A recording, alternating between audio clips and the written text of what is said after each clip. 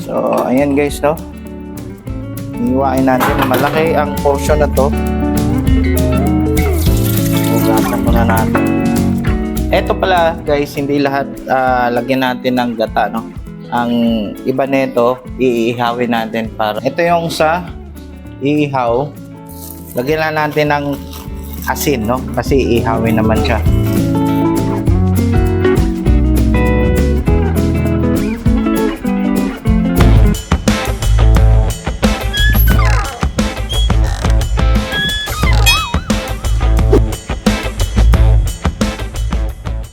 Yo, what is up mga bay, mga day? Kumusta na kayo dyan? And kumusta na mo diha? And you guys, how are you doing? Nakita na naman ninyo ang aking pagbumuka. So, today's menu guys, magiging instant kusinero tayo ngayon.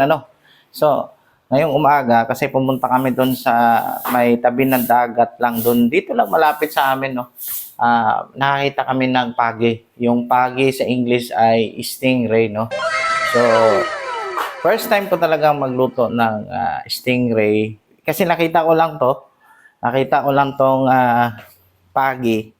So, subukan nating lutuin to in Bisaya version, no? So, ito yon, mahigit 1 kilo yata to. 2 kilo pala, mahigit to.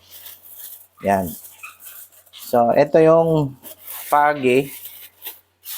Ayan, no? Papakita ko sa inyo. Yan. Yan, di ba? So, ang ating mga sangkap lang ay yung sibuyas, bawang, luya, yun. Tsaka, especially itong gata na niyog. So, yun. So, umpisa na natin.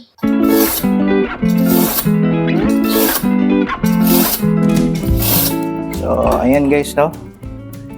Iiwain natin. Malaki ang portion na to. Yan. So, iwain na natin. Itong cartilage na to, na ano din to, nakakain din to. Ito lang ang itatapon natin. So, ayan.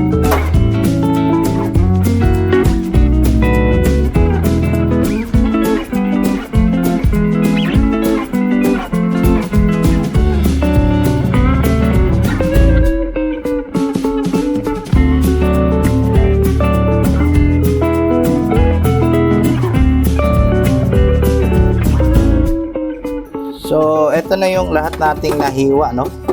2 kilo to talaga, mahigit. Hugasan muna natin. Ito pala, guys, hindi lahat lagyan natin ng gata, no?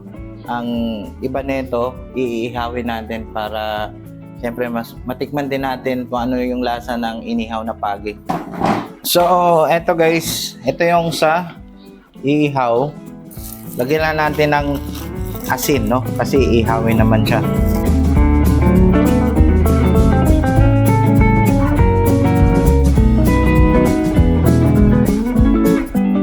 Ito yung sa ihaw. Ito naman ay yung sa may gata. So, lagyan pa rin natin ng asin kasi bahagyang peprituhin natin kasi ito eh. Hindi naman natin ilunod na agad-agad para mawala yung lansa. So, lagyan natin ng asin at ito paminta.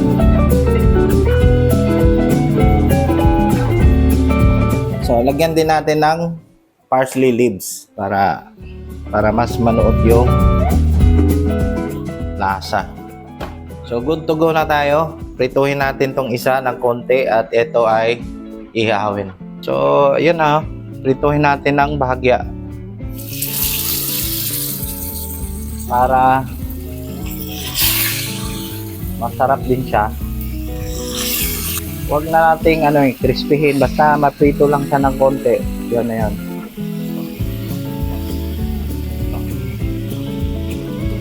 Alam niyo kung anong kagandahan sa pagi pag prituhin? Hindi siya tumatalsik.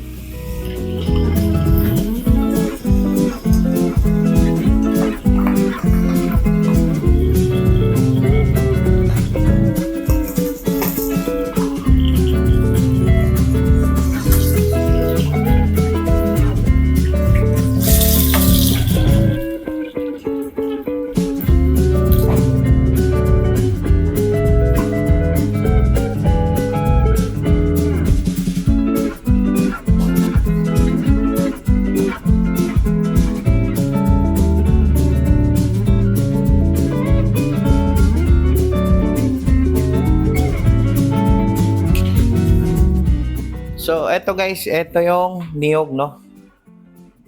Na kinayod, syempre. Tapos, eto yung suka na puti na niyog din. So, maasim na maasim to. Ibabad lang natin muna, babara natin ng konti itong niyog kasi ito yung ipupuga natin mamaya sa final touch natin sa ating pagi. So, yan. So, pwede na yan. Gisahin lang natin tong bawang una. Tapos yung luya. Sabi nga, when aroma comes up, yun na yun.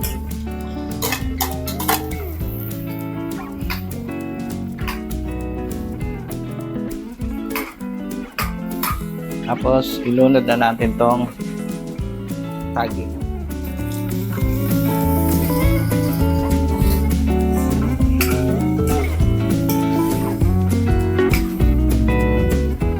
So, takpan muna natin saglit, ano, para manuot yung mga sangkap natin.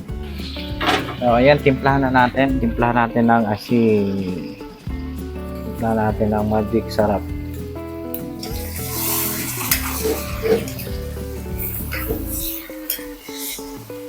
Tapos, ito naman ay optional lang, no? Ito yung cajun powder. Saka, paminta.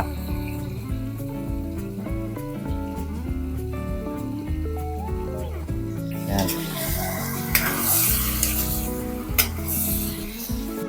So, yung suka, depende sa inyo kung gaano karami ang gusto nyo, no?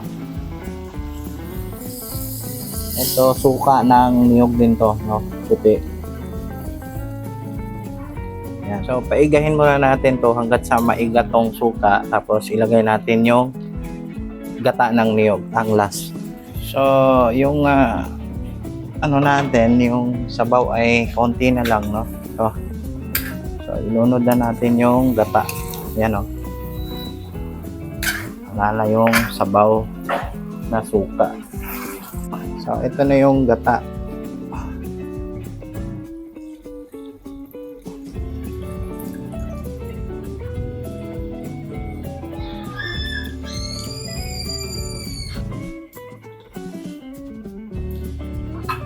So, pag isang kulo pa to, okay na tayo. So, ito yung ano natin, ihaw. Inihaw na pagi. Yan. So, isakto na natin to kasi konti lang naman to, no? Ubusin na lang natin to. Yan. Mamaya, isang baliktaran na lang mamaya. Yan.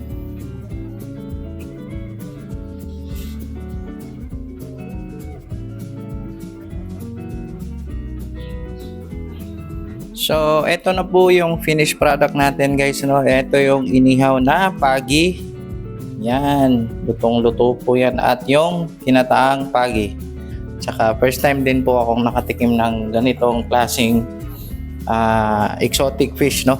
Kasi hindi naman araw-araw na meron tayong mga ganitong klaseng isda. So, actually, guys, birthday ko ngayong araw na to. So, it's a special vlog, no? Pero paminsan-minsan lang ako mag-vlog din ng ganito. So, yun, ano? So, hanggang dito na lang ang aking vlog at huwag niyo sanang kalimutan na mag-subscribe sa aking channel para updated kayo sa mga susunod ko na mga video at lagi niyo tandaan, just only love, mga bay, mga day. So, see you on my next vlog. Peace!